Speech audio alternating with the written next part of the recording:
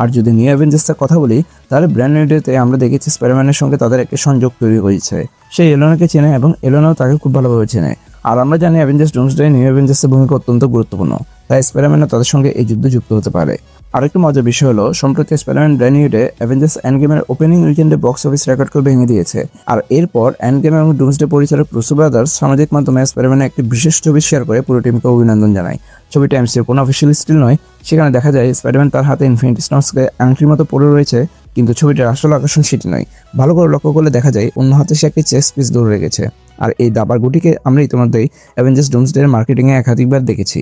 Doomsday তৃতীয় টিজারে professor x এবং ম্যাগনেটোকে দাবা খেলতে দেখা যায়। এমনকি কমিক্সেও ডক্টর ডুমকে ঘিরে দাবার গুটির এই প্রতীকী কভারটি অত্যন্ত আইকনিক। তাহলে প্রশ্ন হলো, রুসো ব্রাদার্সকে ইচ্ছাকৃতভাবে এই চেস পিসকে ব্যবহার করে স্পাইডারম্যানের ডুমসডে উপস্থিতি একটি গোপন ইঙ্গিত দিয়েছেন, নাকি এটি শুধু একটি কাকতালীয় ঘটনা?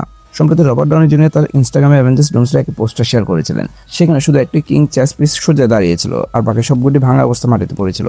ভালো করে লক্ষ্য করলে দেখা যায় সেই কিং চেস পিসের ছায়ার মধ্যে ডক্টর ডুমা অবয়ব তৈরি হয়েছে, আর ঠিক সেই ছায়ার সামনে রয়েছে একটি ছোট কালো মাকড়সা। খুব মনোযোগ দিয়ে দেখলে বোঝা যায় এটা আসলে স্পষ্টভাবেই স্পাইডারম্যানের একটি ইঙ্গিত। স্পাইডারম্যানকে নিয়ে যেহেতু কথা হচ্ছে, তখন আমরা একটু টবি ম্যাগুয়ার স্পাইডারম্যানকে নিয়ে কথা বলি। কিছু রিপোর্ট অনুযায়ী সিনেমা ওপেনিং সিনে তাকে দেখা যেতে পারে। আর সম্প্রতি টম হল্যান্ডও যেন পরোক্ষভাবে এই বিষয়টি ইঙ্গিত দিয়েছেন।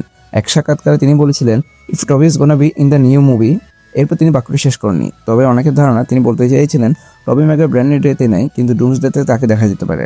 টম যেভাবে আত্মবিশ্বাসের সঙ্গে কথাটি বলেছিলেন, তাতে অনেকের মনে হয়েছে হয়তো তিনি নিজের ডুমসডের অংশ। আশা করা যায় অ্যান্ড্রু গারফিল্ডের স্পাইডারম্যানকে আমরা হয়তো বা ডুমসডে অথবা সিক্রেট ওয়ার্সের মধ্যে দেখতে পাবো।